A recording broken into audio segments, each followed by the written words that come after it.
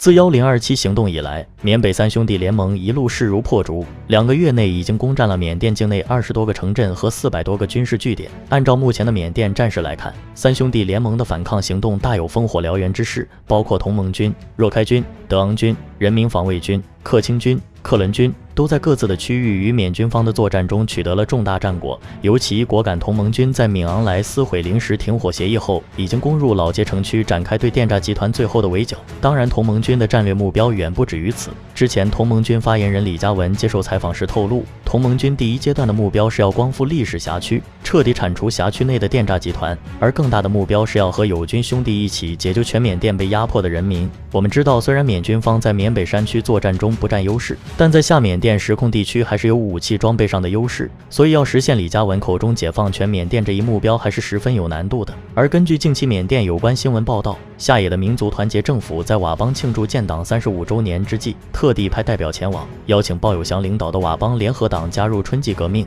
共同推翻敏昂莱的军事独裁统治。这一消息的传出，又给缅甸未来的局势带来了新变数。那么佤邦会接招吗？鲍有祥领导的佤联军可以说是缅甸兵力最强、装备最精良的少数民族武装团体，不但拥有自己的军队，还建立了完整的司法行政体系。与缅军方没有实质性的领导关系，俨然是缅甸的国中之国。鲍有祥自从1989年随同彭家声、林明贤、丁英一同脱离缅共以来，一直在佤邦深耕，凭借佤邦的军力与高超的政治手腕，在缅北各大武装当中拥有很高声望，与缅甸军政府的关系也十分微妙。历史上还曾与缅军方合作，共同对付善邦昆沙的孟泰军，并出兵在泰国边境拿下了一块飞地，也就是现在的南佤地区。缅甸军政府也会利用佤邦与善邦的间隙，互相离间制约。因此在1027行动后不久，佤邦就发表了中立声明，表示不参与、不站队缅甸内战。然而随着缅甸各地反抗武装的节节胜利，佤邦也需要进一步思考是否改变其中立表态，以争取缅甸战后的政治地位。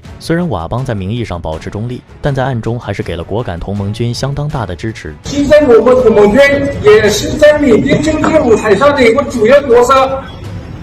这个优先佤邦和斯特区给我们之前的最大成果，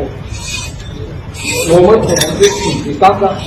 务必要牢记在心。这是早前传出同盟军总司令彭德仁的一段饭前讲话，其中就透露了非常关键的信息：佤邦和斯特区给予了同盟军很大支持，其中斯特区就是彭家声的女婿林明贤所领导的小勐拉，而佤邦也被称为善邦第2特区。另外，支持昂山素季的缅甸民族团结政府在邀请佤邦参加春季革命时，承诺将充分尊重并承认佤联军方面的政治立场，这也是佤邦目前有所顾虑的。毕竟缅甸政府一直都有大缅族主义的传统，连身份证都要分成6等，普通少数族裔都不能在缅甸境内自由经商。因此综合判断，以鲍有祥的性格，目前佤联军正式入场还为时过早，大概率还是会采取暗中相助、待价而沽的策略。如果缅甸各地明第五在之后的春季行动中能取得绝对的优势，佤邦才会进一步表态，同时佤邦也会重点观察隔壁善邦的态度，做出进一步应对。当然，佤邦要想独善其身，还有一点十分重要，就是必须下决心彻底肃清佤邦境内的电诈集团。毕竟佤邦与云南和果敢直接接壤，